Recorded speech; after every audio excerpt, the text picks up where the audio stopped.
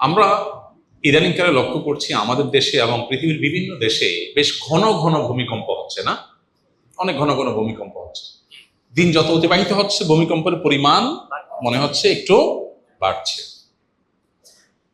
এটা বিশেষ কোনো বিষয়কে ইন্ডিকেট করে কিনা কোরআন এবং হাদিসের আলোকে? কোরআন এবং হাদিস বিশ্লেষণ করলে আমরা দেখতে পাই যে সহিহ বুখারীর একটা হাদিস আছে, নবী করিম সাল্লাল্লাহু আলাইহি সাল্লাম বলেছেন, লা তাকুমুস সাআহ, কিয়ামত ততক্ষণ পর্যন্ত কায়েম হবে না, আও হাত্তা ইউকবাদাল ইলম, যতক্ষণ পর্যন্ত পৃথিবী থেকে জ্ঞান তুলে নেওয়া হবে না। জ্ঞান বলতে কোরআন হাদিসের জ্ঞান, ইলম। এই ইলম তুলে নেওয়া হবে। পৃথিবীতে আলিম থাকবে, ইলম থাকবে না। হুজুর অনেক থাকবে কিন্তু গভীর ইলম থাকবে না। তো ইলম এর আসল প্রাণ পৃথিবী থেকে উঠে যাবে। তারপর পৃথিবীর ধ্বংস হওয়ার সময় নিকটবর্তী হবে।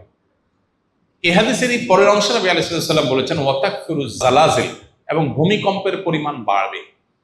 কিয়ামত নিকটবর্তী হওয়ার আলামত হলো যে পৃথিবী থেকে ইলম উঠে যাবে, ভূমিকম্পের পরিমাণ বাড়বে। এই হাদিসের মধ্যে, যেটি বুখারীতে বর্ণিত হয়েছে, এই হাদিসের মধ্যে পরিষ্কারভাবে বোঝা গেল পৃথিবীর বয়স আয়ু শেষ হয়ে কিয়ামত নিকটবর্তী হওয়ার আলামত, ছোট আলামত আছে প্রায় 130টার বেশি। এটা নিয়ে আমাদের ছোট্ট একটা ছোটি বই আছে, সৌদি আরবের শেখ মোহাম্মদ আল আরিফি, ওনার একটা বই আছে, ওইটার আলোকে বইটা লেখা আমাদের অনেক আগে। ওখানে কিয়ামতের 141 আলামত নামে ছোট্ট একটা ছোটি বই ছিল, বইটা আমরা আবার প্রকাশ করবো ইনশাআল্লাহ। এই বইয়ে ওই 131 যে ছোট আলামত আছে, ছোট আলামত বলতে যেগুলো অনেক আগে থেকে দেখা দিবে, এই আলামতগুলোর ভিতরে একটা এই হাদিসের আলোকে উল্লেখ করা হয়েছে যে পৃথিবীতে ভূমিকম্পের পরিমাণ বাড়বে কিয়ামতের আগে। কিয়ামতের সময় কাছাকাছি আসলে যত কাছাকাছি হবে ভূমিকম্পের পরিমাণ বাড়বে।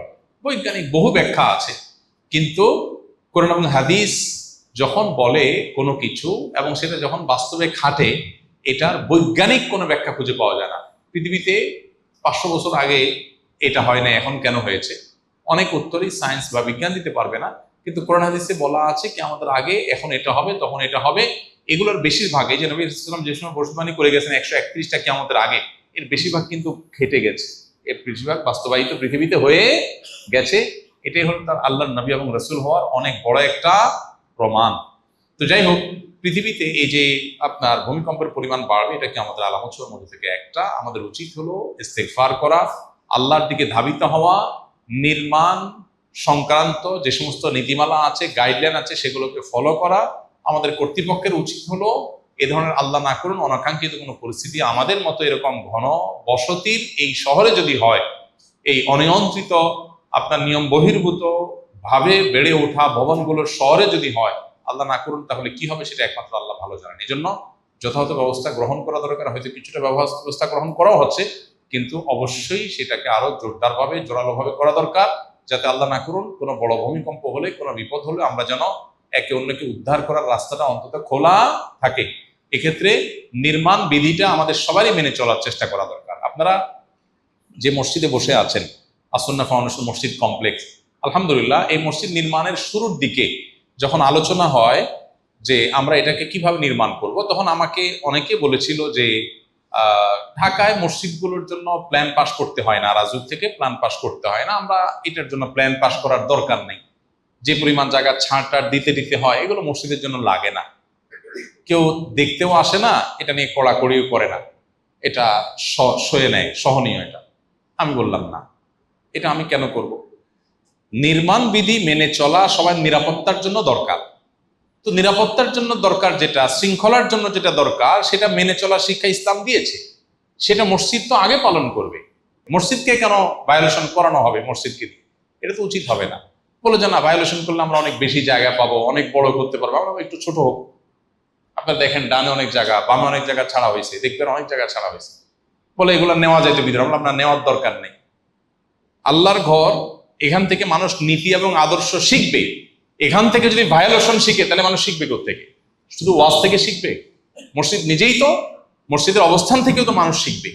তাই আমি বললাম না, এটা হতে পারে না। আলহামদুলিল্লাহ, আমরা বললাম যে বাংলাদেশে কোন মসজিদ আপনার প্ল্যান পাস করছে, কে করে নাই, কোন মসজিদকে দিয়ে মসজিদ কমিটির লোকজন ভায়োলেশন করছে আর করে নাই, এগুলো আমাদের জানা নাই। তবে আমরা এগুলোকে সঠিক মনে করি না। যেটা মানুষের জন্য কল্যাণকর সেটা করলে আল্লাহ সওয়াব দেন, যেটা মানুষের জন্য ক্ষতিকর সেটা করলে আল্লাহ গুনাহ দেন।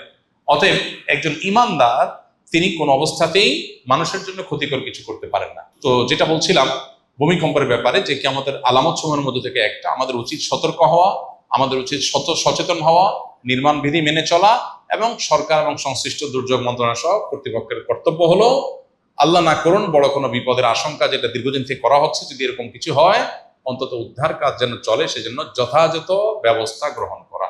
আল্লাহ তাআলা আমাদেরকে সেই তৌফিক দান করুন। আস-সুন্নাহ ফাউন্ডেশন, উম্মার স্বার্থে সুন্নাহর সাথে।